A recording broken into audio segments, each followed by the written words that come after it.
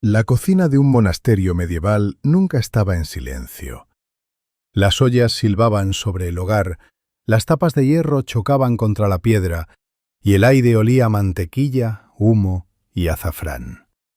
Sobre una mesa de madera reposaba una hilera de huevos, duros y pálidos. Un monje los cortaba por la mitad con un cuchillo de plata, las yemas desmoronándose como polvo amarillo entre sus dedos. Las molía en un mortero con salvia y una hoja llamada cosmeri, aguda, dulce, casi mentolada.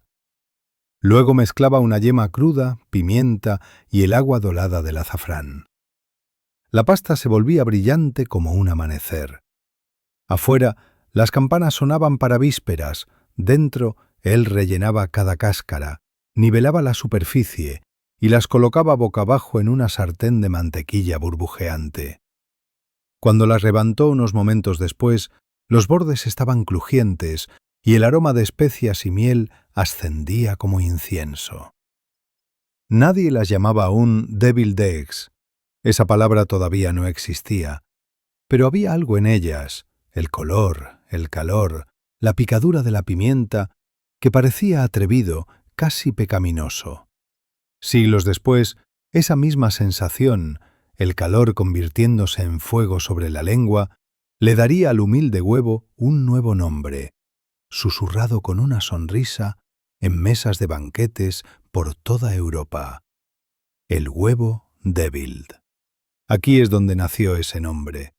No en Estados Unidos, no en cocinas modernas, sino aquí, en la Alemania del siglo XV, donde la especia se encontró con la fe y un huevo común aprendió a saber un poco a tentación. Mucho antes de que aquellos monjes doraran sus huevos en mantequilla, Roma ya había escrito el primer capítulo.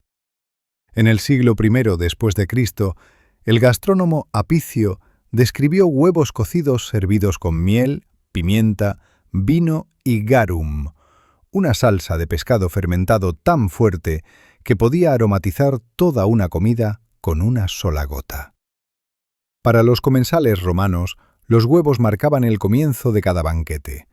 Llamaban a la comida ab ovo usque ad mala, de los huevos a las manzanas. Comenzar con el huevo era anunciar abundancia. Pero cuando el imperio cayó, sus sabores se dispersaron. Siglos después, en la península ibérica bajo dominio islámico, los cocineros revivieron la idea. Un libro anónimo andalusí del siglo XIII dio instrucciones para rellenar huevos. Córtalos con un hilo, mezcla las yemas con cilantro, jugo de cebolla, pimienta y una salsa hecha de cebada llamada muri.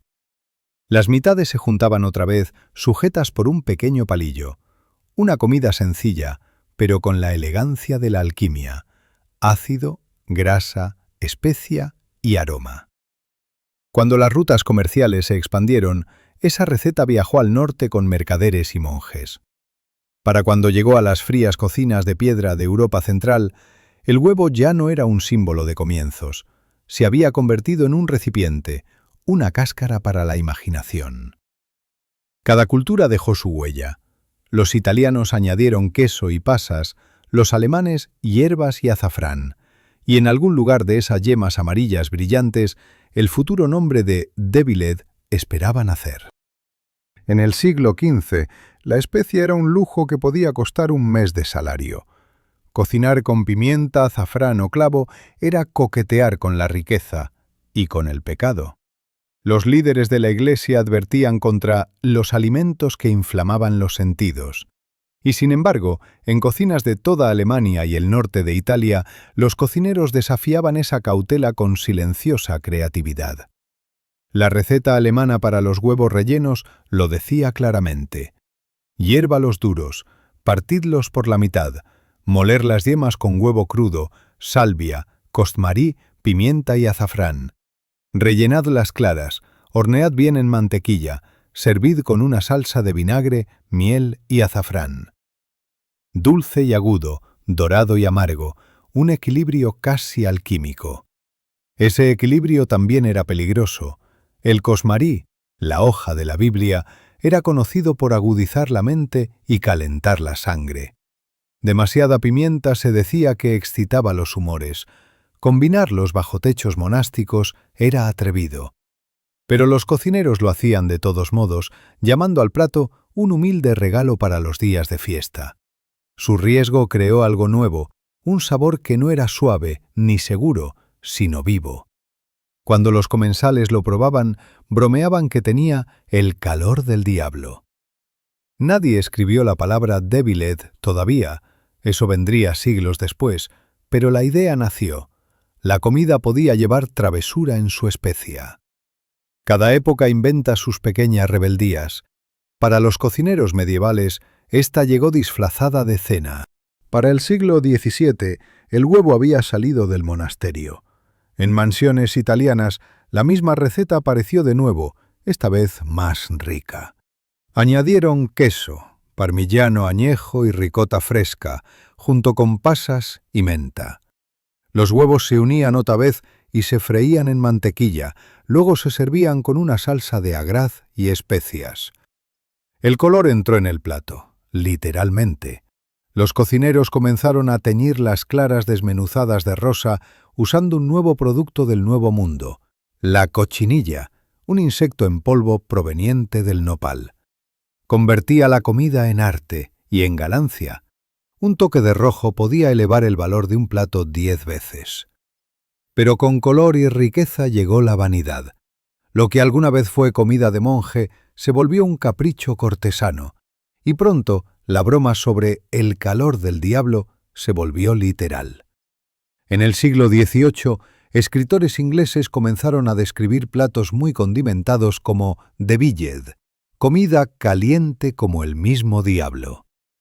Al principio, el término se aplicaba a carnes y salsas. Para el siglo XIX alcanzó al huevo.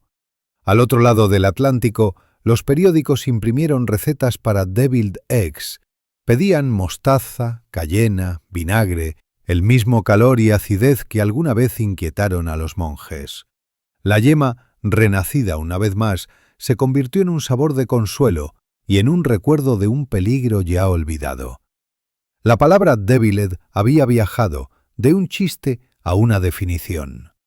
1000 años después de Apicio, el mundo finalmente tenía un nombre para el calor que había estado esperando dentro del huevo desde siempre. A comienzos del siglo XX, el deviled egg cruzó otra frontera, de los salones europeos a las cocinas de Estados Unidos.